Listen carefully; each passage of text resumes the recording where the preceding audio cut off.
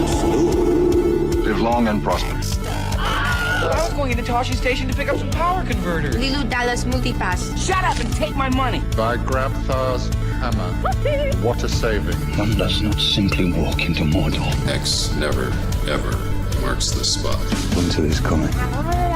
You're a wizard, Harry. Stay a while and listen. Hey, old Kermit the Frog here. Bow ties are cool. So say we all. This is a Play on Nerds. Welcome, ladies, gentlemen, boys, and girls of all ages, to a very special episode of a Play on Nerds. As always, I'm Steve. This other guy is Jarman. And we're here to co-host the hell out of episode 211. Special episode. So special. Very, very special. In honor of the new animated feature and entry from the J.R.R. Tolkien world, we get the animated movie War of the Rohirrim. That's coming out in theaters. A classic take. So it's to honor that we are looking at a classic take on Lord of the Rings. The 1980 animated Rankin Bass production, monolith and classic Return of the King. Yeah, not The Hobbit. Return of the King. Not The Hobbit and not The Lord of the Rings, which was also Two Towers, but The Return of the King. Just The Return of the King. In this case, the king was the Return of Rankin Bass. Right. That was really this whole movie was the Return of Rankin Bass. Which somehow, as a Tolkien fan, I didn't even know this existed until we decided to do it for this episode. Well, I'm glad that you got to see it. Yes, me too. But before we talk in depth in honor of War of the Rohirrim, Jarman, what have you been up to since the last time we recorded? Well, I know listeners will be hearing this later on, but we just had our Thanksgiving here in the U.S., and so it's kind of a big one for me because it was the first time having all of the family over at my house for Thanksgiving. So I had my aunts and uncles and my wife, of course, and her parents actually got to come too, which is great because they live 2 hours away from us. So we had my cousin Sarah was here as well, and we made a bunch of food. People brought food. And everything kind of went without a hitch. We had no problems. Things kind of got made on time. We had some nice little hors d'oeuvres while people were waiting and sitting around chatting. So everything kind of worked. This house is so good for hosting people. So I'm very excited about that. And the other cool thing is this will already have happened by the time this episode comes out. But tomorrow I get to hang out with Sean Vanderloo and his lovely wife, Leah, who are friends in podcasting. Right. I knew they were in town. I wasn't sure if you'd met up yet. Yeah, we haven't. They've been here since, I think, Monday, maybe before that. But I was just been so busy with work, but I finally cleared up. So tomorrow we're going to be hanging out in the afternoon to the evening. We're going to go to a giant Acme Superstore here in Orlando, which is a one-of-a-kind place. It's a huge warehouse of tons of nerdy collectibles from not new stuff, though. It's all old stuff that people collected, and it's just all there in one place. And like that's right up their alley. I know Leah's a big collector of Disney stuff, and Sean loves everything. Sean loves thrifting. He does. And his Hot Wheels. There's a whole Hot Wheels section. He loves his Hot Wheels. Oh, God. I think his wife's going to be very upset with all the crap he buys, but we'll see. Good. But yeah, so I'm excited about that. So what's been up with you? Well, I'm back from California. Trip back went well and with relatively few bumps. Just getting back in the groove at work. We hosted Thanksgiving a few days after I got home. Nice. Did the turkey, which came out real good and didn't suck. I'll make some adjustments next year, but I'm proud of how it came out this time. Hell yeah. Stuffing came out great. I put bacon in there. Yeah. You can't do better than that. I made mac and cheese that was rocking. And at the end, I think we only had like one serving left over. So that means I did good. Way too many mashed potatoes, but I did garlic confit to make garlic mashed potatoes. And goddamn. That is the way to do it. Garlic confit. My brother and his wife brought salad and yams and Brussels sprouts because when people asked me what to bring, what should we bring? I said, I don't want to really do vegetables. Fair. You guys bring the vegetables. So everyone else brought the vegetables and I cooked the starchy meaty stuff. My mom and dad brought cranberry relish and Anna made pies, and it was low drama and good music. It was a pretty good Thanksgiving. Gosh, we lucked out. There's just no problems. We really did. We both had a good Thanksgiving year. The only issue means next year we're due. Oh, for a bad one. Yeah. For just an awful one. We had a travesty, though, is that we put everything out to eat and we ate the whole meal. It was wonderful. had a great time, all full. And we go in the fridge and we left the cranberry relish and the cranberry jam in the fridge. Never took it out. So it was not eaten. Travesty. That's when you just put that shit on some ice cream. Oh, I didn't even think about that. Dessert. Oh, that shit goes great on ice cream. It's It one of the sure only ways would. I actually eat it. I don't like it savory. Okay. I could see that. Oh, I like it. Well, good. Happy Thanksgiving. We both survived. Absolutely. That's amazing. So I think it's time for some nerdy news. Nerdy news. It's time for Nerdy News.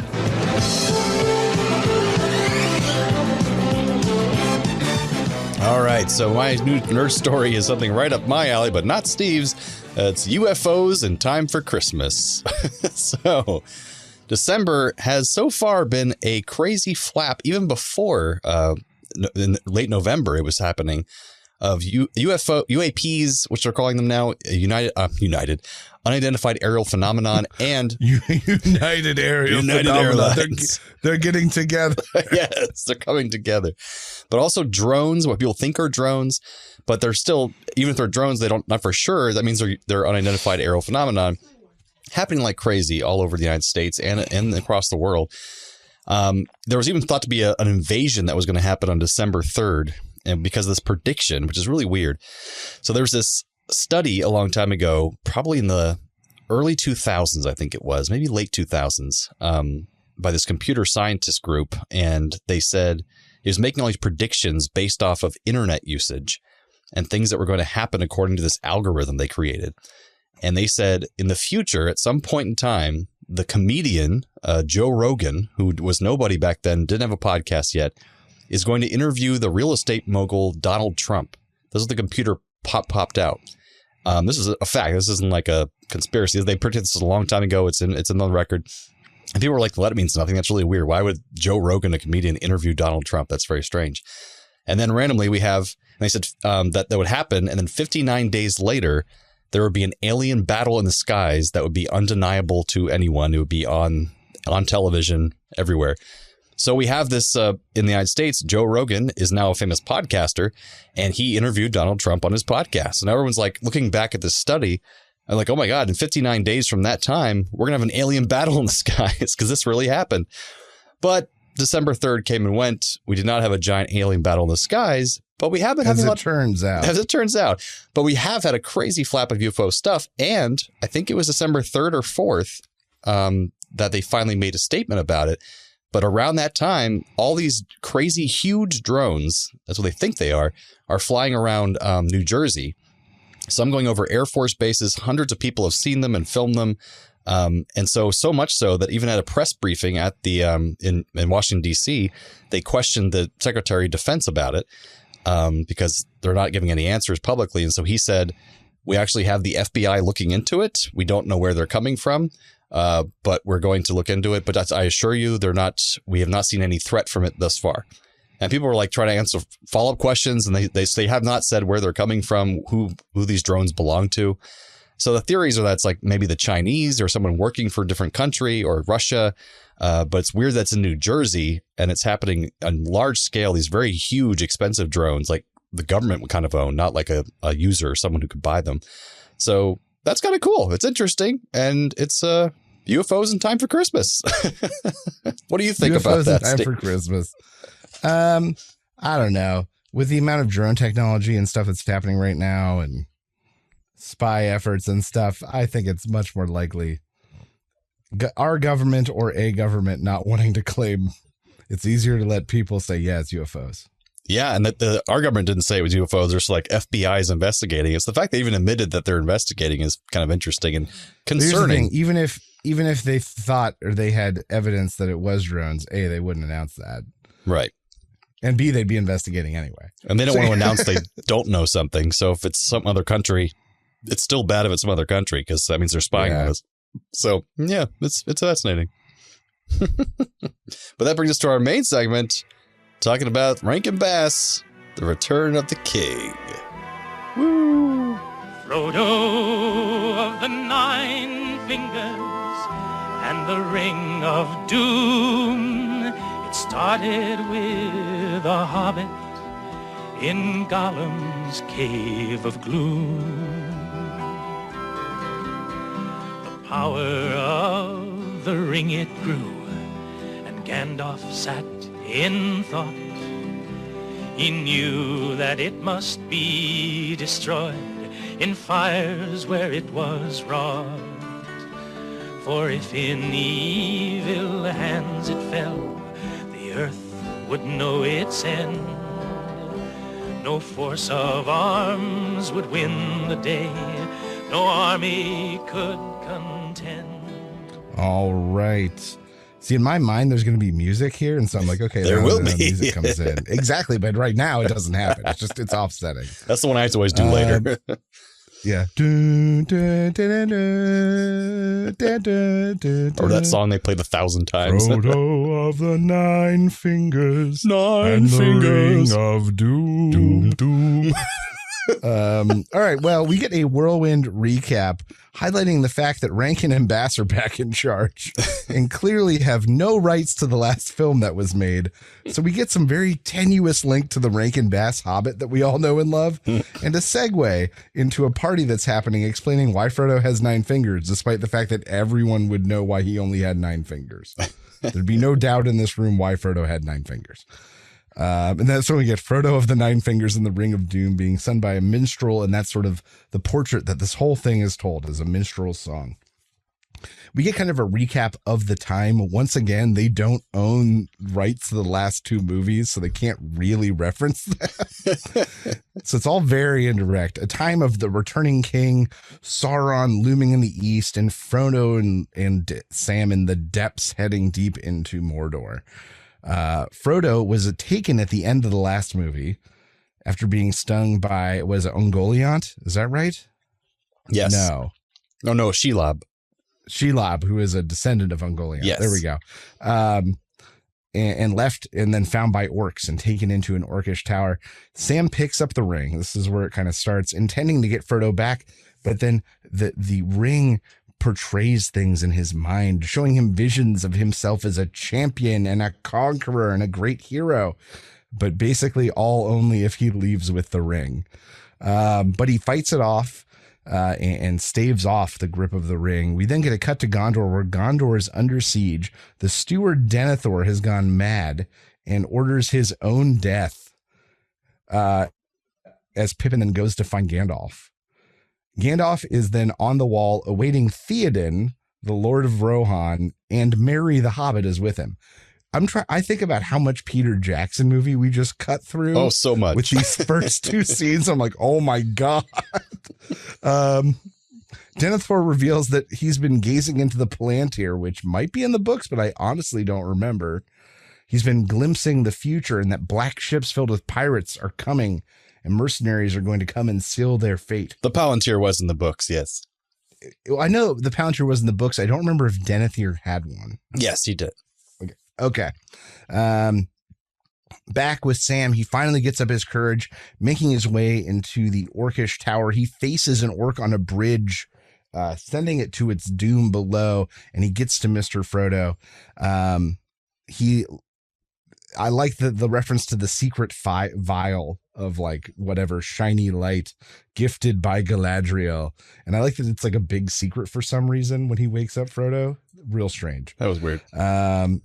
So Sam helps Frodo escape. They get their gear back, and then they disguise themselves with some orcish armor, which weighs a ton, and they make their way across the barren land to Mountain Doom. They climb, looking into the Vale of Gorgoroth, and they can't find a good way to cross the land. They end up being basically caught by a band of orcs who think that they're orcs, and they're geared up and heading off to war. We get the song "Where There's a Whip, There's a Way," which is like a song that's stuck in my head for all eternity, as the orcs are being driven to war.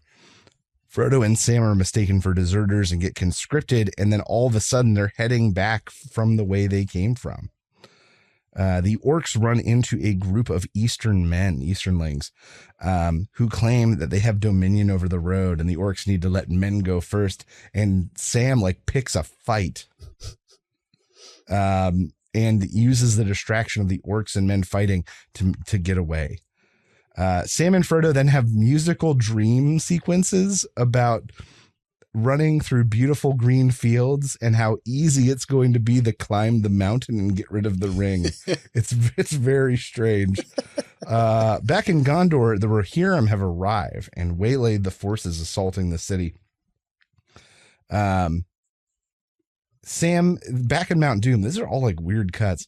Sam piggyback rides Frodo up to mountain, and then they get off and they're like, all right, I guess we crawl the rest of the way to the cracks of doom, which in the Peter Jacksons is just sort of envisioned as a mountain, but here is like is a fortress. It's kind of both, I think, in the Peter Jackson film as well. There's kind of like doors that were kind of hewn into the rock, kind of like passageways. But as they grow closer, the ever watchful eye of Sauron patrols the skies and sees all.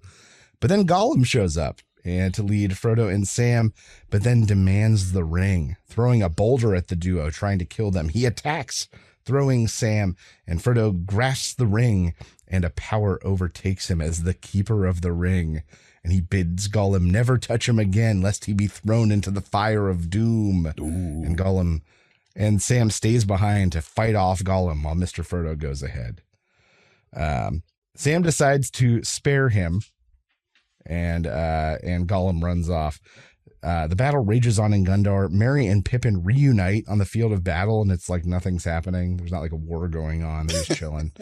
Theoden was thrown from his horse by a cloud, I guess.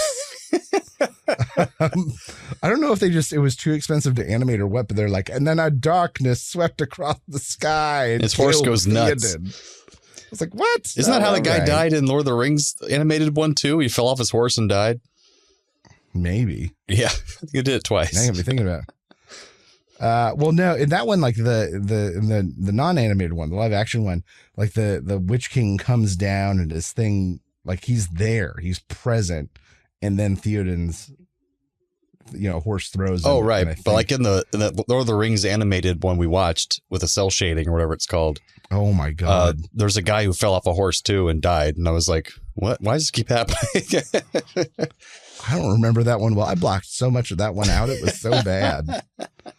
Back at the crack of doom, Frodo stands near the edge as Samwise catches up. Sam tells him to destroy the ring, but Frodo's having second thoughts. The bearer of the ring, the wearer of the ring. He hears a voice compelling him. You really remember that shit. There is some good music in this thing. It's all to the same 3 tunes, so it's easy to remember. Frodo puts the ring on, disappearing from sight. Meanwhile, the Lord of the Nazgul descends on the battlefield, but the Nazgul is cocky because no living man may hinder him. And it turns out Éowyn, the niece of Theoden, who wanted to ride with them but couldn't, must have stowed away as a soldier and then kills him. And all that exposition happens in one line. Yeah. It was just incredible how much of that story they skipped. The Nazgul attacks, breaks her shield, but Merry stabs him and Éowyn slashes through his invisible head. Sauron's forces retreat at his death, but then the Black Fleet arrives and the orcs are stoked, but it's actually Aragorn returning. The return of the king. Aragorn of the... Aragorn chooses to march his forces on in pursuit of the orcs deep into Mordor and Sauron's land, back to the Black Bastion. They decide to take the Northern Pass, which must have been from the books, because in the movie it seems so direct. Yeah. Or like they were there in the middle of it, but really the battle happened at them trying to get in the doors. Yeah, it was like much longer process in the book. Yeah, they would have had, even if they had won that battle, they would have had to go all the way through. Long trip. Huge trip. They do not make it seem like that. Inside Mount Doom, Gollum jumps on an invisible Frodo. Outside, the mouth of Sauron meets with Aragorn, but Aragorn sends him away with a threat, and they get ready to face their doom. Back inside, Frodo is bitten and suddenly reappears with his finger gone and the ring in Gollum's hand. Gollum hops, skips, and jumps his way into the lava. And with him, the ring. A earthquake sets off. Mount Doom starts to erupt. The towers crumble, the Nazgul plummet from the skies, and the gates of Mordor fall apart, with the eye exploding and extinguishing. The quake threatens to destroy Aragorn's forces, but then the eagles come and carry an entire army of men and horses away. I guess. Which seems like a lot. That I don't remember from the books. Like 40,000 eagles. It's like, where were these eagles earlier? It's always the question. Sam and Frodo flee the erupting mountain. There was some really depressing lines in here.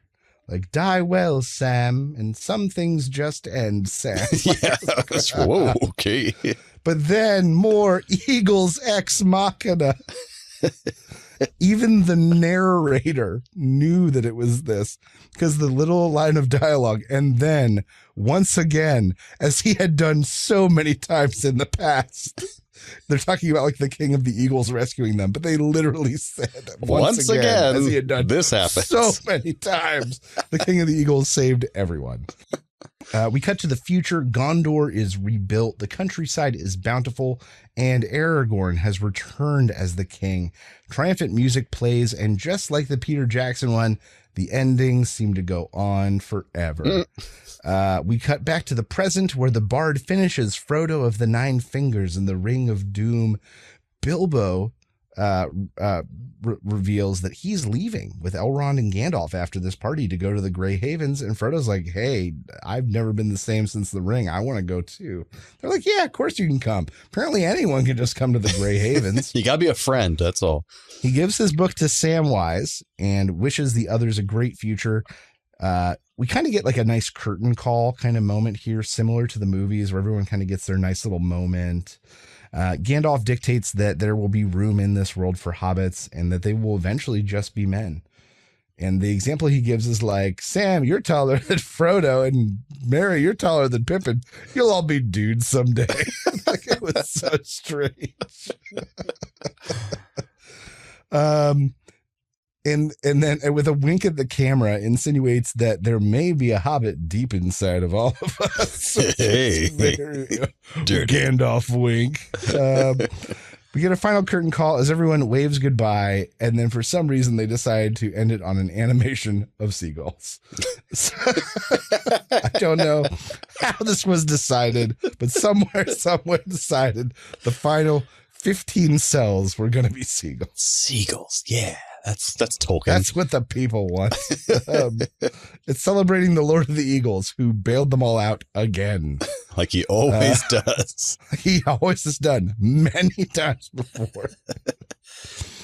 So, Jarvin, you said you had not seen this? No, I had never even knew it existed. I knew because I always heard the story that there was the Hobbit, and then there was that Lord of the Rings that never did the third story. I just didn't know there was a Rankin Bass that did the third story.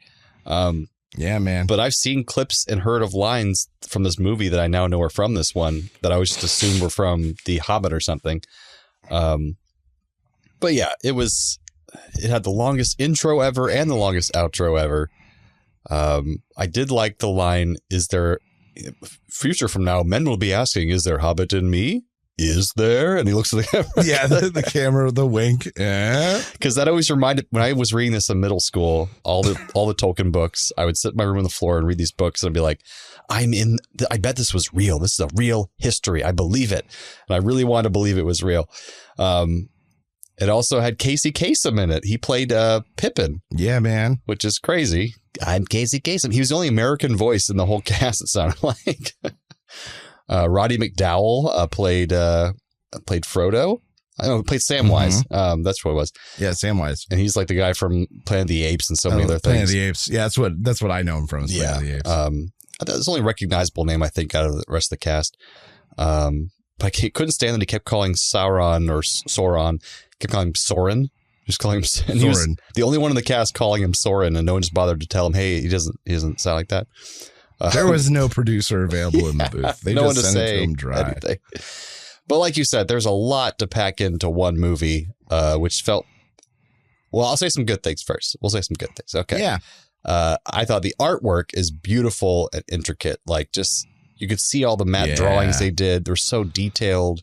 You could tell the they Rankin really Bass spent style. thank God, just makes you appreciate this one so much more than the last one. Oh, yeah. It's just, I'm sure that stuff took a long time in that last movie. It looks so weird.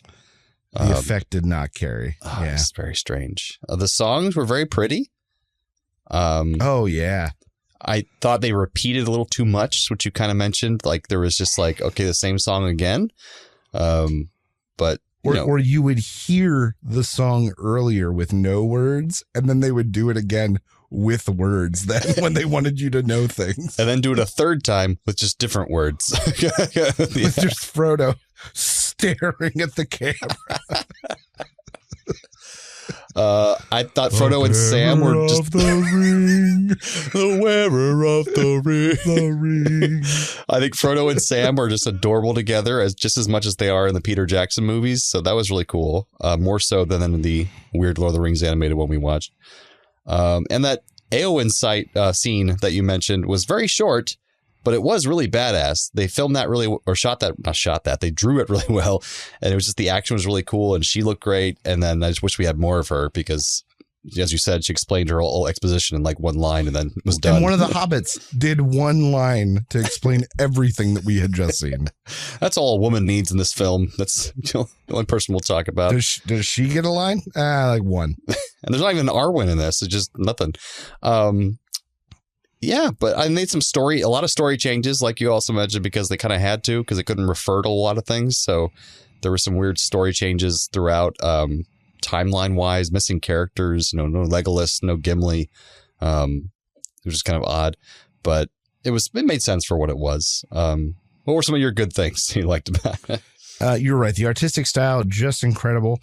The voice acting, for what it's worth, some characters were so small that it's hard to like gauge. But Frodo and Sam, we got to hear a lot of them and see a lot of back and forth with them, which not say was lost in the movies, but as we said, the action packed parts of the movies were definitely more emphasized than in this. And so because of that, we got a lot of good dialogue that I am sure was taken straight from the books. Some of it was different because they're talking about different things that didn't happen in the book, but yeah, I'm hoping some of it was. And then Gollum was a great version of Gollum. You can tell Andy Serkis took some of his inspiration from this Gollum, like. Oh, without a doubt. Sounds like it. And then I really dug the music. I know it was repetitive and very of its time. Folksy. You could never do that you could not do that in the Meg 3. The Meg 3. Shark of the ocean. Diving down into the sea, deep into the deep blue sea. Beating up a shark with only my fists. God. So you couldn't do that now, but for the time and what it was, I thought it was very pretty and was fine for this movie. I mean, it was 1980. So it was just kind of late for that kind of music as well. Like folk music was kind of already past its prime, so they were kind of, that was taking a chance. Well, that, and I think my money also says there was some aspect of The Hobbit was such a great classic, and then the second one happened, and they were like, we got to take it all the way back. All the way back. All the way back. So stylistically, they were like, we got to do The Hobbit again. That makes sense. So yeah, there were some things I liked in this beautiful style. Some things I struggled with. The movement through was so crazy. Yeah. Knowing the movies we've seen, knowing the books, it was just so quick. Confusing. And everything so drawn over. And once again, it was this clear line of like, we have no rights to the last movie. And so they had like reference characters, but they couldn't introduce anyone. They couldn't flashback anything. Mm-hmm. And you could feel it. Now, mind you, the flip side of that was then they leaned away from that. And that's why they concentrated so heavily on the Frodo Sam stuff, is because it would have been too hard to do all the other stuff with all the things they had to avoid. I thought it was weird, the fact that they kept going back and forth from Gondor to Mordor, things happening in those places. But yet, so the movie should feel fast because they're covering so much in such a short amount of time. But it still felt like it was just very repetitive. Like, go back, the tide has changed in Gondor. Over in Mordor, they're still meandering around. The tide has changed in Gondor again. They're still meandering around Mordor. I'm like, okay, I get it, and I get that's also the story of the movie, but like it was just they've done it better in a better way. Time travel movie we watched. Meanwhile, in the present, we're running out of time. Yeah, that's right. Time Chasers or whatever the hell it was, Mark Hamill. Yeah, Mark Hamill.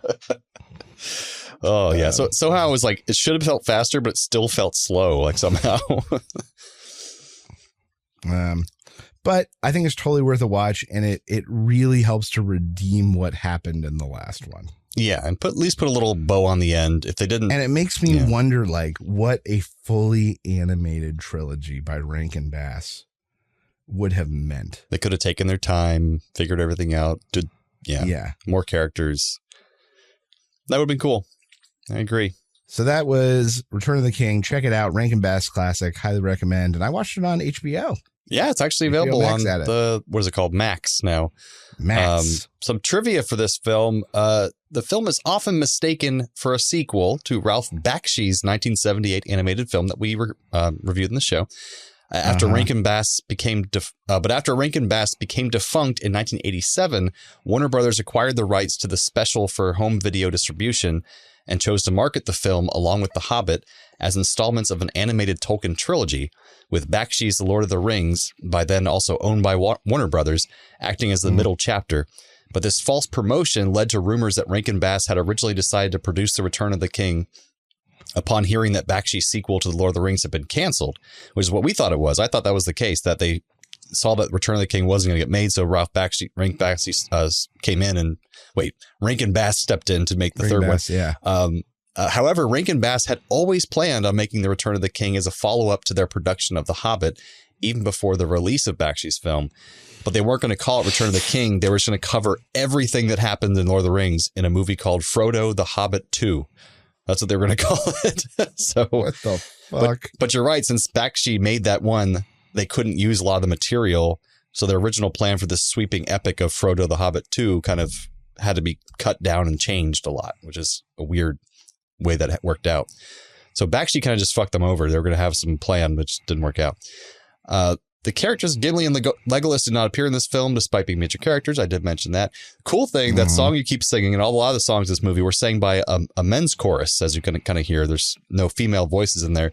And that's because it was all one guy layering his voice, who has the coolest name in the world. His name is Thurl Ravenscroft.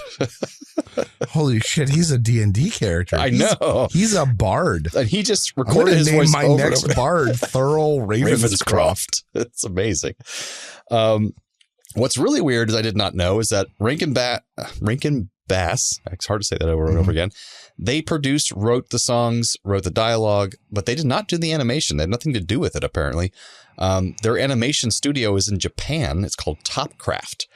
And apparently they used them for their films, so they kept the same style, but they were actually not in charge of the animation, which I didn't know that was the case. Yeah, used them for these two, Last Unicorn, a couple others. Right. All the ones that look the same, that same kind of style. Yeah. The release was threatened by a lawsuit filed by the Tolkien estate and Fantasy Films on the basis that Rankin Bass had not secured the U.S. and Canadian television rights to the book. And this was a TV movie. It wasn't in theaters. The lawsuit was settled amicably, allowing it to proceed with the May 1980 release. So they didn't get permission first to make this, which is interesting. Director Arthur Rankin Jr. later stated, we tried to do Return of the King, but it is an awful lot to put into it. I think Peter Jackson is having the same problem in his films. You can't deviate from these books, or somebody will wait for you in the street for you, is what he's saying. They'll beat you up if you mess up the books. He says, in The Return of the King, we had to summarize what had happened before and then put it all together in 2 hours. It's not a very good film. So they asked why he chose to make The Return of the King instead of making the entire Lord of the Rings trilogy. And Rankin admitted, I didn't know that an audience would sit still for it. I was wrong. So yeah. He thought it'd be too much of a thing to do. And it's like, but no, people would sit through all three of those movies. And not only that, then you've got the other one thrown in, like market confusion. It was all a mess kind of at the time. Yeah. So. But yeah, that's our Return of the King 1980, folks. And Steve, you got a bit for us? Oh, man, yeah. So there are so many Rankin Bass classics. The ones that most of us know are their claymation series, including Rudolph the Red-Nosed Reindeer, Frosty the Snowman, They animated The Little Drummer Boy and Santa Claus is Coming to Town. That's right. Some became major franchises, and many of which have sequels. Hmm. So, Jarman, we're going to play a game called Rankin Bass or Crankin Ass. Where I'm going to give you 2 titles, and you have to tell me which one is the actual title of a Rankin Bass sequel. Okay, 2 titles. Which is the actual title? So one of them is real, And one of this them's is- not. Yes. Okay. And now, mind you, not all of these are technically Rankin Bass because the rights got sold over the years and people did other sequels and stuff, but they all exist and they're all in this universe. All right, you ready to play Rankin Bass or Crankin Ass? Am I ever? All right. So the first one is Rudolph Shiny New Year or Rudolph Shiny New Shoes. I think shoes makes more sense to me, so I'm going to go with shoes. I'm sorry, that is Rudolph Shiny New Year. Okay. All right. How's a Number year 2. shiny? That's right. The Little Drummer Boy's Fireworks for America or Rudolph and Frosty's Christmas in July. Now I'm going to go with the one that sounds stupider, which is the Fireworks for America. That's the real one. That is it. That is incorrect. It was Rudolph and Frosty's Christmas in July. Wait, the Christmas July was the real one? That was the real one. Oh, so I got it wrong. Yeah, so you said you got it. I was like, I don't know why you're congratulating I thought I got it wrong. No. Fireworks for America sounded just patriotic enough that I thought you'd buy it. That's some stupid people who make that. Absolutely. Okay. Rudolph the Red-Nosed Reindeer and the Toy Maker's Trouble or Rudolph the Red-Nosed Reindeer and the Island of Misfit Toys. I mean, I know Island of Misfit Toys is real as its own thing.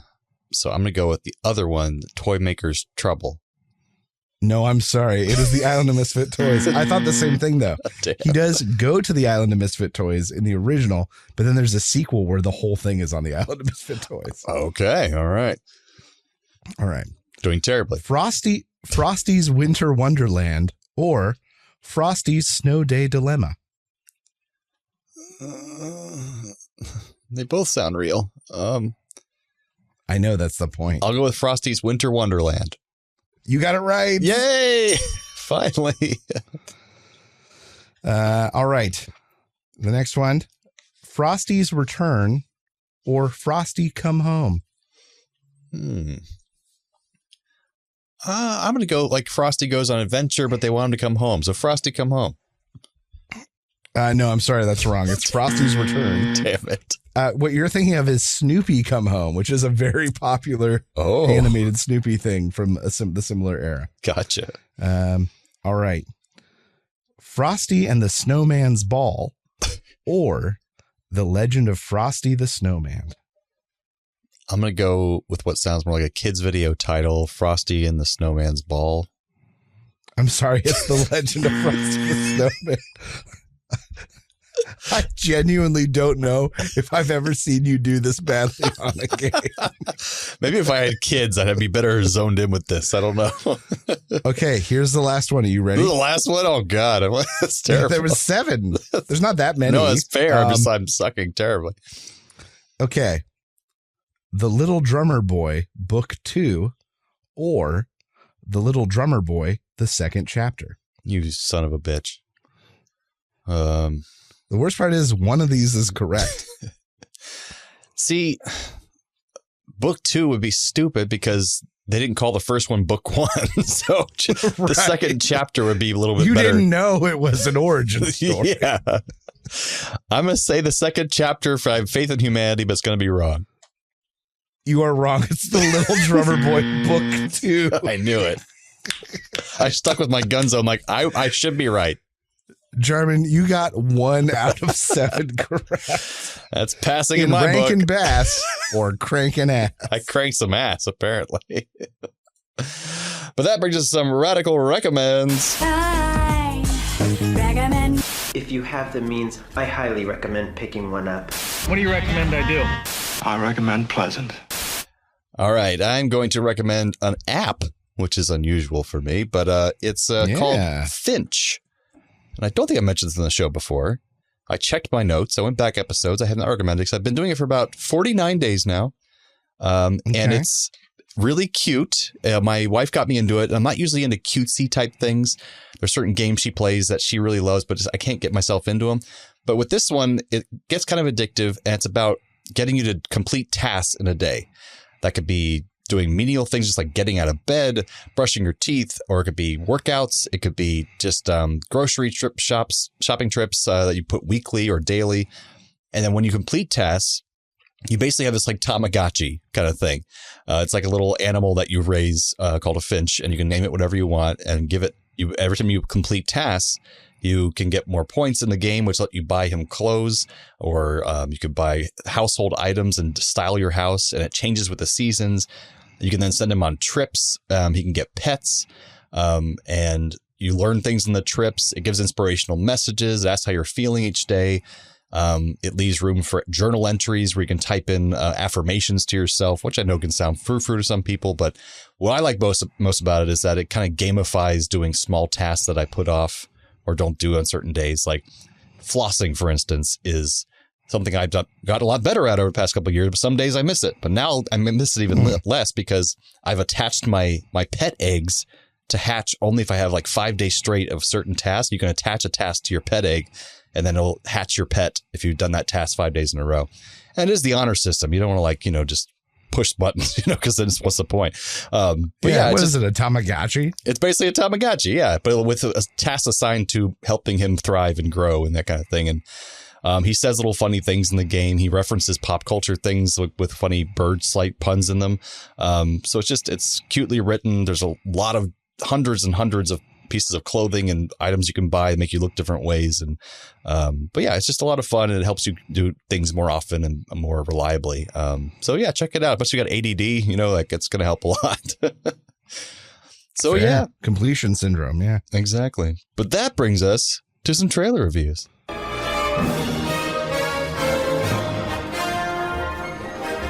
All right. For this week's trailer review, I chose How to Train Your Dragon. Again. The new live action, but mostly animated version of the animated film that didn't come out really that long ago. It was probably 15 years ago. This is where we are, people. Yeah, but it's not like they're remaking Disney classics. True. From 40 years ago. They're making something that, was sold on Blu-ray. The well has run dry. This is where we are. Now we get to watch DreamWorks go back and do live action, actually animated versions of all their things. Mm-hmm. So I hope you guys are looking forward to 4 animated live action Kung Fu Pandas, because I know I am. Oh no, I hope not. Jack Black is still alive. He will absolutely do it again. Money. He will absolutely do it again. He loves money, and we love him for it. So this is How to Train Your Dragon. If you watch this trailer, they purposely made it a nearly shot-for-shot remake of the original trailer for the original one. Oh, yeah. They didn't pull any punches. They literally did it so that people could watch them side by side. I did like the original How to Train Your Dragon. Your kids like it? No, they've never really cared. Oh, okay. There are other things in similar veins they care about. And because of that, we haven't watched it. Maybe I put it on now. Maybe one of them will like it. I don't have anything against this. I just think I don't get it. It's too soon. That's nuts.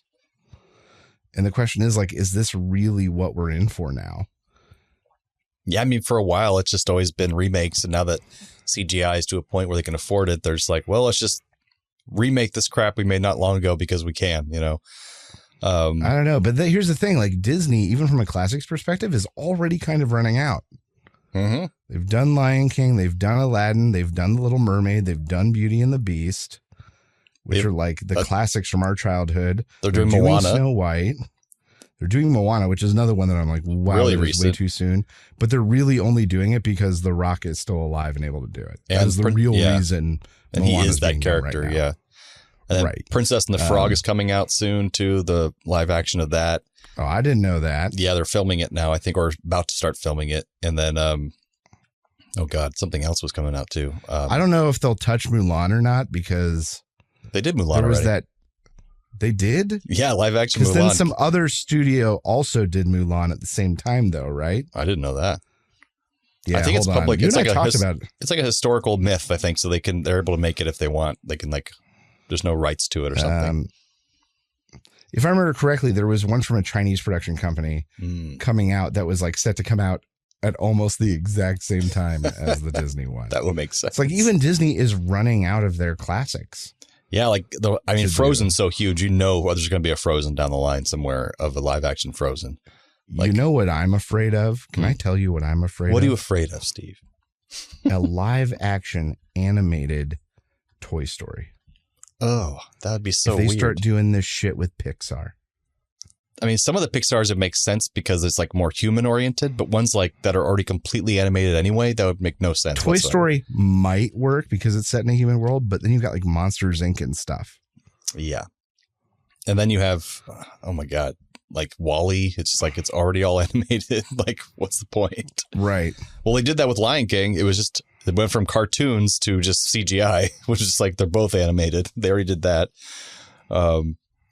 But I can't go without mentioning with this trailer coming out that you have the boring and predictable backlash online from racist mouth breathers that are upset about one of the characters in the cartoon that was white in the cartoon is now being portrayed by a mixed race girl in the real life action movie, which is stupid because it's a fictional, fantastical story about people who have descendants from Vikings. That's what they say in the actual movie themselves. They're not just Vikings. They're people from all around the world that have Viking heritage that bring together in Viking rituals, but they're not just Vikings. But it doesn't matter anyways. It's a stupid movie. Who cares? But yeah, it's going around the internet a lot because there's backlash because people are dumb and racist. And yeah. And who cares? It's a dumb remake. Yeah, it's about dragons, and you have trouble suspending your disbelief that black people exist. Yeah, exactly. In the real world. Yeah. Just great. Just great. Just great people. Just stellar people. But yeah, so I'm going to give this one.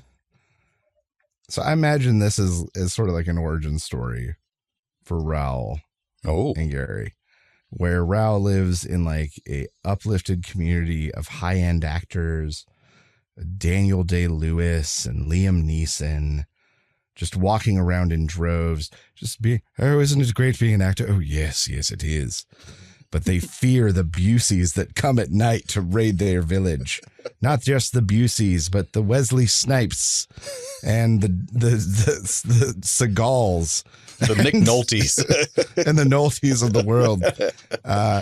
And a young Raul Julia seeks out to prove his father wrong and capture and kill a Busey in the night.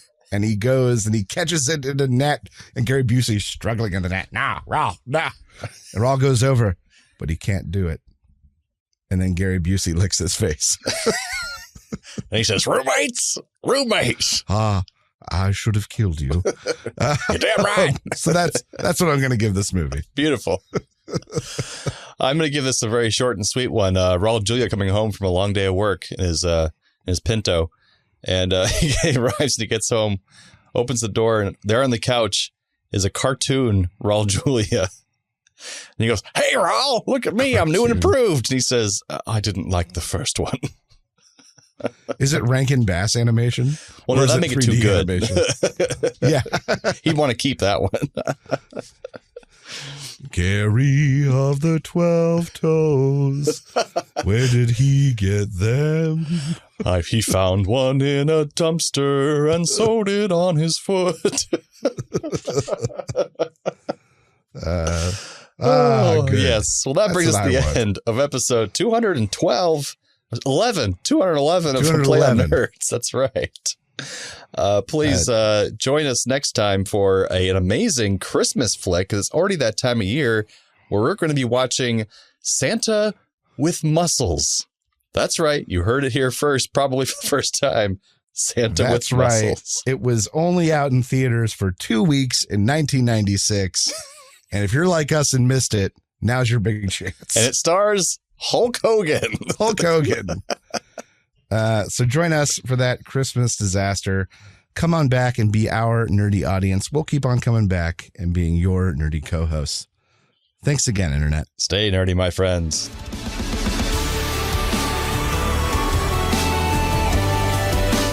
Thanks for listening to A Play on Nerds. Feel free to email feedback at aplayonnerds.com with all your questions or comments. Shoot us a message on Facebook or Twitter and earn yourself a sweet shout out on the show. Review us on YouTube, Spotify, or Apple Podcasts so even more nerds can find us. Tell your friends, tell your enemies, we aren't picky. Check out our entire back catalog and other offerings at aplayonnerds.com. And how?